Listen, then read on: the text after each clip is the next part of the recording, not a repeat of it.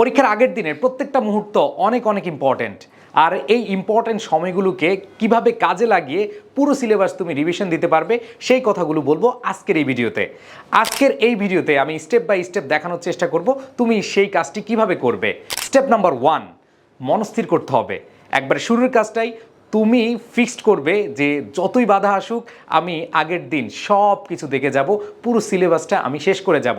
এটা মানসিকভাবে তুমি সিদ্ধান্ত নিবে। কারণ হচ্ছে তুমি যখন পড়তে বসবে, যখন তুমি সব কিছু নিয়ে বসবে, তখন তোমার মাথায় এরকম টেনশন আসতে পারে যে এত এত পড়া আমি কিভাবে শেষ করব। এই কারণে তুমি মনস্থির করেই নিবে যত কিছু আসুক, যত কিছুই পড়তে হবে আমি সব কিছু শেষ করব। স্টেপ নাম্বার 2, তুমি যা যা পড়বে সেগুলো গুছিয়ে নাও।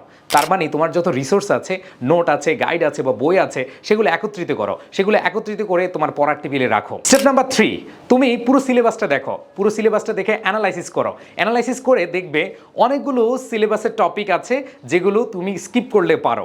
তার মানে তোমার যেই পরীক্ষা হবে, এই পরীক্ষার যে মানবন্টন দেওয়া আছে সেই মানবন্টন অনুযায়ী তোমার যে অপশনগুলো আছে সেগুলো দেখে তুমি কিন্তু কিছু বাদ দিতে পারবে। তুমি সিলেবাসকে প্রাধান্য দাও এইভাবে যে যেই টপিকগুলো খুবই ইম্পর্টেন্ট বা যেগুলো থেকে খুব বেশি কোয়েশ্চেন আসে সেগুলোই তুমি ভালো করে পড়বে এবং ভালোভাবে শেষ করে যাবে।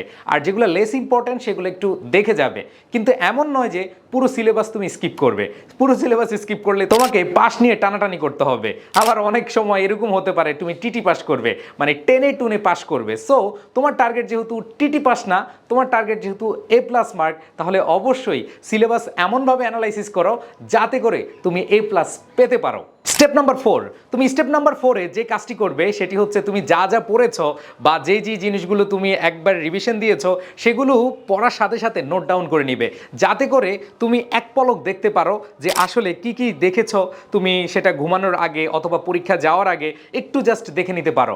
অবশ্যই তুমি এই কাজটি করলে তোমার মাথায় আবার রিকল হবে, তাহলে তুমি এই জিনিসটাকে খুব সহজেই মনে রাখতে পারবে। আর স্টেপ নাম্বার 5-এ তোমাদেরকে যে বিষয়টা একটু মনে করিয়ে দিতে চাই সেটি হচ্ছে তোমরা অনেকেই একটানা পড়তে থাকবে, কারণ তোমার হাতে যেহেতু সময় নাই, তুমি বসছো সকালে একবারে রাত পর্যন্ত অনেকে সিদ্ধান্ত নিচ্ছ শেষ করবে। বাট সেক্ষেত্রে তোমরা এই কাজটা করবা না, কারণ এই কাজটা করতে গেলে যেটা হতে পারে সেটা হচ্ছে তুমি যা যা পড়েছো সেগুলো কিছুই মাথায় নাও থাকতে পারে।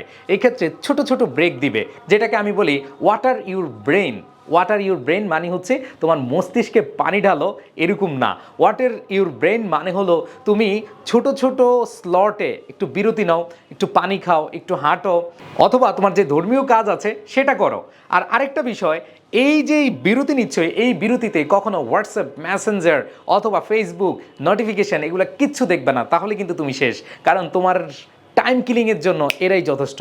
অতএব এটা কোনোভাবেই করা যাবে না। এবং সর্বশেষ যে স্টেপটি সেটি হলো আগের যে পরীক্ষা হয়েছে তোমার, সেই পরীক্ষার প্রশ্নও দেখবা না, বা তুমি যে MCQ উত্তর দিয়ে এসেছো সেটাও তুমি দেখবা না। সেটা দেখতে গেলেই কিন্তু তোমার বিপদ, কারণ তোমার মাথার ভিতরে তখন টেনশন কাজ করবে, এটা কি দিয়ে আসলাম, এটা কি এটা দাগিয়েছিলাম, এটা তো খারাপ হলো, তার মানে পরবর্তী পরীক্ষাটাও খারাপ হবে, এরকম কিছু জিনিস তোমার মাথায় কাজ করতে পারে। তাহলে তুমি যেটা করবে, কোনোভাবে আগের পরীক্ষা নিয়ে টেনশন করবা না।